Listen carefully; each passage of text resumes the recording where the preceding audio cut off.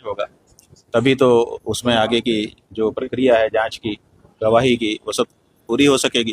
तभी तो जो फर्जी मुकदमा बना करके हमारे ऊपर दायर किया गया है उसकी सच्चाई सबके सामने आएगी। तभी ऐसा काम करने वाले जो लोग हैं वो दंडित हो सकेंगे। तो इसलिए आवश्यक है, हम यही कहना चाहेंगे कि न्यायालय लंबा समय न लगाते हुए इस पर थोड़ी सी द्रुत गति से काम करे, क्योंकि बहुत सारे लोगों की निगाह इस पर लगी रहेगी।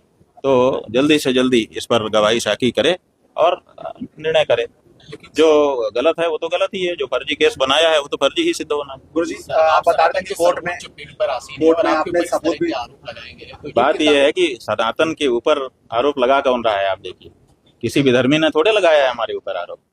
जिस व्यक्ति ने लगाया है वो खुद हिस्ट्री सीटर है। उसकी पूरी हिस्ट्री शीट शामली जिले के कांदला थाना में दीवार के ऊपर जो हिस्ट्री सीटरों का नाम लिखा हुआ है उसमें 34 नंबर पे उसका नाम लिखा है। ऐसा हमको बताया, लोगों ने फोटो भी दिखाया उस दीवार का। वहां पर जो रजिस्टर रखा है उसमें HS नंबर 76A उस व्यक्ति का नाम लिखा है। जाने कितने लोगों के ऊपर फर्जी मुकदमा डाल करके और उनको उगाही करना, यही उसका काम है। वो व्यक्ति रामभद्राचार्य का शिष्य बन जाता है और रामभद्राचार्य जी की शिष्य होने के बाद वो आकर के हमारे लोगों के ऊपर इस तरह का आरोप लगाता है। तो आप समझ लीजिए कि ये आरोप कोई विधर्मी नहीं लगा रहा है। ये आरोप कहाँ से आ रहा है? रामभद्राचार्य जी। और रामभद्राचार्य जी का बल कहाँ है वो भी आप लोग जान लीजिए। तो गौ माता की जो आवाज हम उठा रहे हैं, इस आवाज को बंद करने के लिए सारे प्रयत्न हो रहे हैं। उन्हीं में से एक प्रयत्न ये भी। महाराज जी, आप कह रहे थे कि कोर्ट में सब साक्ष्य देने के बाद भी मुकदमा कैसे दर्ज होगा? ऐसा है कि मुकदमा तो दर्ज होगा ना।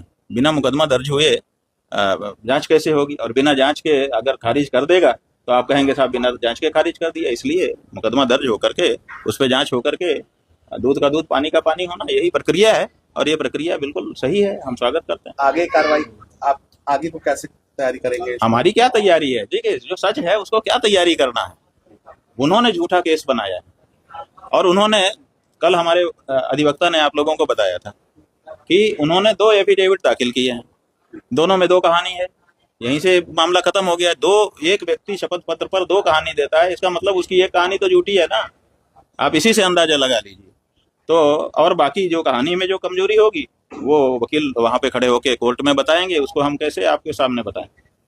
इसलिए कोई इसमें बाधा नहीं है।